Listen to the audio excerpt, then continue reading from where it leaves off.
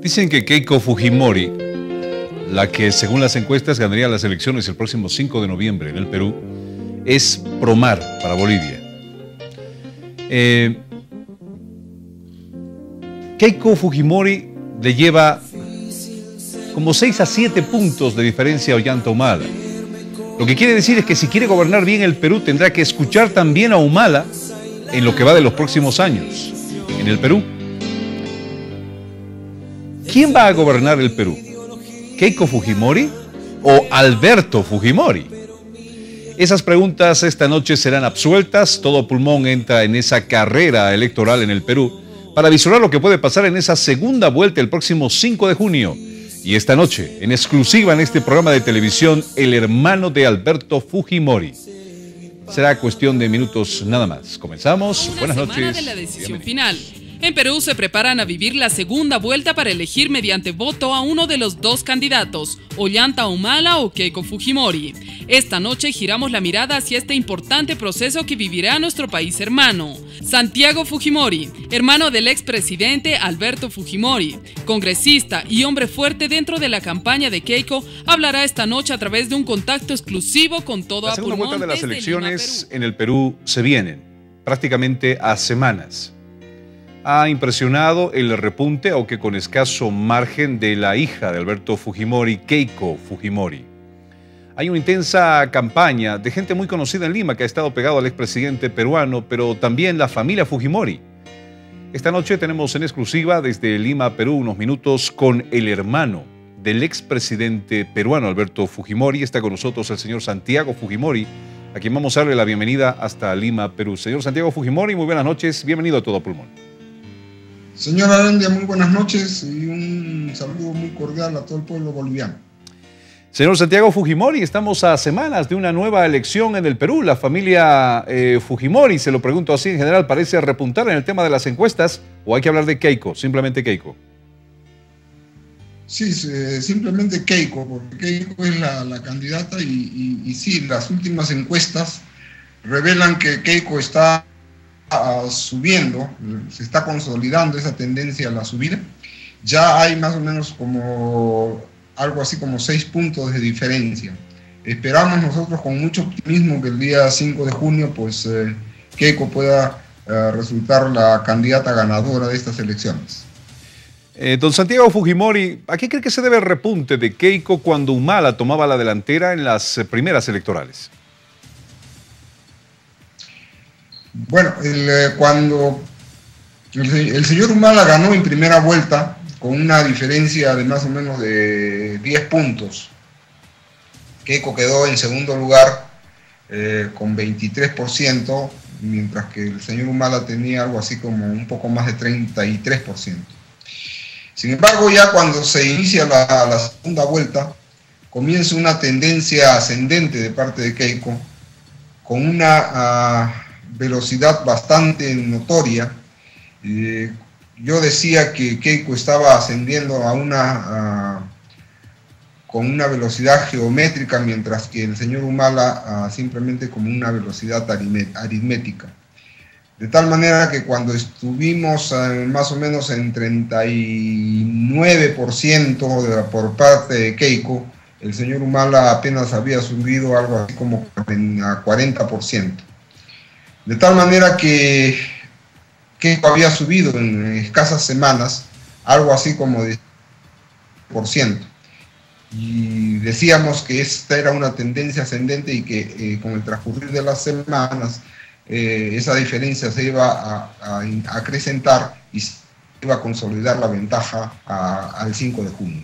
Más allá de rostros como el de Ollanta Humala o Keiko Fujimori, don Santiago Fujimori, está el tema de un Perú que se quiere para adelante. Cuando Ollanta salió parecía un pueblo peruano, al menos en una mayoría muy corta en distancia, querer un gobierno socialista a un gobierno de derecha. ¿Es así como debemos pensar en la diferencia entre Keiko y Ollanta? No, yo creo que el señor Humala, en su plan de gobierno original, porque lo ha cambiado ya como 2 veces más, plantea un modelo de desarrollo económico de la década de los 70. un modelo de planificación central, un modelo estatista, con la creación de empresas estatales, y definitivamente pues este modelo, con la disolución de la Unión Soviética y la caída del muro de Berlín, pues simplemente ya ha pasado a la historia. Hoy día, en esta época de la globalización, tenemos que tener métodos mucho más adecuados, es decir, el libre mercado es el sistema más adecuado para enfrentar la globalización. De tal manera que allá por el año 92, en el Perú se hicieron las principales reformas para entrar a este sistema de libre mercado, y que poco a poco se ha ido consolidando, y que felizmente los gobiernos siguientes tuvieron el tino de continuar con este modelo. De tal manera que hoy día el Perú tiene un crecimiento económico bastante acelerado, estamos creciendo a un ritmo del 8% más o menos al año, y las inversiones están fluyendo constantemente.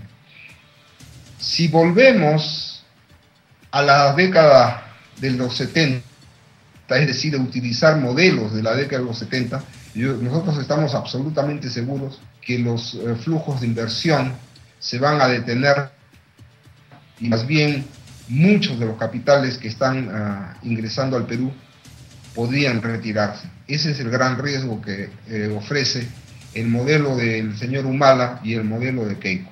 Señor Fujimori, pero ¿por qué tan corta entonces la distancia? Esto nos daría a pensar que hubiera la mitad del electorado habilitado para emitir su voto en Lima de acuerdo con una posición y un programa económico, como usted dice, antiguo. Sí, pues mire, el resultado de esta primera vuelta nos da un claro indicador de que la redistribución de la riqueza en el Perú no está funcionando adecuadamente. La redistribución de la riqueza acá en el Perú se hace a través de los programas sociales que debe de aplicar tanto el gobierno nacional como los gobiernos regionales. Lamentablemente estos programas sociales están mal administrados.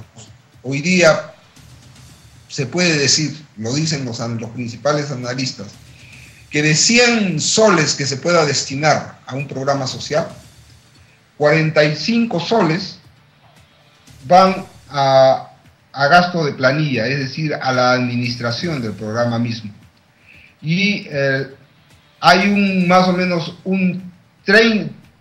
algo así como 30 soles que se pierden en el camino, es decir, por malos manejos o porque llegan a destinos que no deben de llegar.